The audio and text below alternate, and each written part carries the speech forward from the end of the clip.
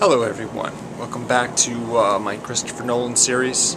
I'm out on my back deck and according to the monitor on my camera I am all red. So, we'll see how this actually looks on YouTube. Episode 4, The Prestige. I'm skipping the Batman films, saving them for last in my series. So, The Prestige today.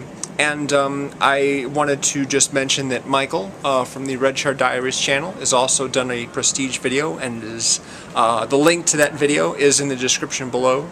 Also, it might be, in the responses, video responses at this point. So be sure and check his video out as well. I watched this film by a strange coincidence on the same day he did, on Saturday. It was, I think, the 4th time that I'd seen it. And I think that I have enjoyed this film most on this viewing than I had on any other viewing. When I first saw it, I really liked it a lot. And, they had the, surprises and whatever, and it was like, whoa, great. But this is a movie that rewards multiple viewings handsomely. There is very little in this movie that is what I would consider wasteful, practically nothing. Every scene has some significance. Lots of moments pay off later on in the movie in ways that you wouldn't understand if you had only seen it one time. Many lines of dialogue have double meanings, and that only become apparent if you know the character's secrets, because each of the main characters has a pretty big secret, which isn't really made known until, the end. The story involves a couple of aspiring magicians, illusionists, at the turn of the century, early 20th century, and I can't remember exactly what city that it takes place in. I'm thinking London, but I didn't. Yeah, I'm pretty sure it's London, actually. I seem to remember Scarlett Johanssen speaking in an English accent. Anyway, Christian Bale, who of course plays Bruce Wayne in the Nolan Batman films, and Hugh Jackman are a couple of guys who were working for a magician when Hugh Jackman's wife died in an accident on stage. And Hugh Jackman blames Christian Bale for this. So at this point, the two of them become rivals. And each of them puts on their own act. Hugh Jackman calls himself the Great Danton. Christian Bale calls himself the Professor. It's their stage names. And they try to make the better show, and one-up each other, basically. So Christian Bale is a really good magician. But he isn't much of a showman. He doesn't really give it that theatrical flair, whereas Hugh Jackman's very good at that. He, however, doesn't know as many great tricks and isn't quite as ingenious in his trickery as Christian Bale is. So each of them has something that the other wants. As the story progresses, Christian Bale actually meets a woman played by Rebecca Hall. Funny coincidence, both Scarlett Johanssen and Rebecca Hall were also in Vicky Cristina Barcelona together. He marries her, has a daughter, and Hugh Jackman doesn't like this one bit because he's lost his wife because of Christian Bale, or so he believes. And so he's going to do everything to try and take that away from him by stealing his most impressive trick.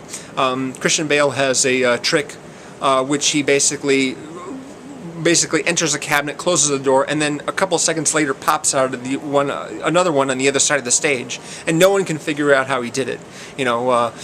Some people believe one thing, some people believe another, but Hugh Jackman wants this secret really badly. He's willing to go some extreme lengths to get it, including journeying all the way to Colorado to find the famous inventor Nikola Tesla, who he believes can help him figure out, what the secret of Christian Bale's act is.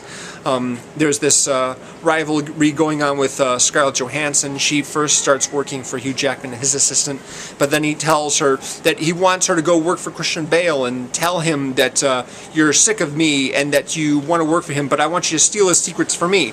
And Scarlett Johansson's like, heck with that, I'm leaving you for real. I don't like the fact that you've pushed me over to him, you're treating me like dirt. So there's a lot of stuff going on there, and there's a lot packed into the story right here. It's adapted from a novel. And the adaptation is just perfection, just absolute perfection. I'm sure there's a lot of stuff in the book that maybe isn't in the film, but the movie itself works as a whole extremely well. Like I said, every single scene is significant, and all the every line of dialogue practically is important.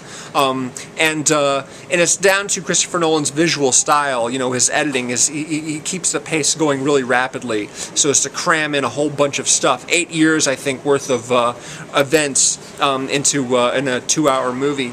It's very, very, very impressive. I think this is probably Christopher Nolan's best written movie. He co-wrote the adaptation with his brother Jonathan, who worked with him on a couple of Batman movies, and it's just incredibly yeah, I'm just very impressed with the thing. And like I said, this most recent time that I've seen it is probably my favorite time watching it, because there's just so much to take in. And I had those secrets, those surprises in mind, and trying to remember everything that was happening here. And since I had, that gave me a great appreciation of what's going on.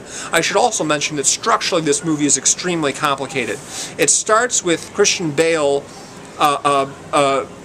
being arrested and tried for Hugh Jackman's murder. And while he's in prison awaiting the verdict and sentencing and what have you, he's reading Hugh Jackman's journal, which describes a lot of the events that led up to this, including Hugh Jackman acquiring Christian Bale's journal and reading that, so getting a lot of the events from his perspective well. So you've got Christian Bale reading Hugh Jackman's journal, in which Hugh Jackman reads Christian Bale's journal, and there's flashbacks jumping around all over in time. It's incredible, really incredible. Now, that's not to say this is a perfect movie. If I have one quibble with this movie, it's the fact that these guys get away with wearing like fake beards and wigs and hats as disguises much too frequently. On at least 2 occasions, Christian Bale and Hugh Jackman each surprise the other guy at the other guy's act, and they don't notice until the last second, oh, it's actually, Hugh Jackman in disguise. Anyone could have seen that, especially since these guys were already former friends and were familiar with each other. It's a little bit ridiculous. And the way Christopher Nolan shoots those scenes and cuts them, he really sort of, works around showing the guy's face until the moment where the one guy looks at the other guy and goes, oh, it's him, so it's a little bit of a cheat. But yeah, aside from that, it's a fantastic movie, really excellent. I think at this point I'd have to rank it at least at number 3 of my favorite Christopher Nolan movies. And that's pretty high up considering how awesome most of his movies are. So, that is my video on The Prestige. If you haven't seen it yet, and you consider yourself a Christopher Nolan fan, you are really doing yourself a disservice by not checking it out. It is amazing. And yes, see it more than once. See it twice. You'll get a much greater appreciation for how everything works by looking at it a second time, knowing what's coming. It's way better than The Sixth Sense. I mean, The Sixth Sense looks like, I don't know, hoodwinked compared to The Prestige.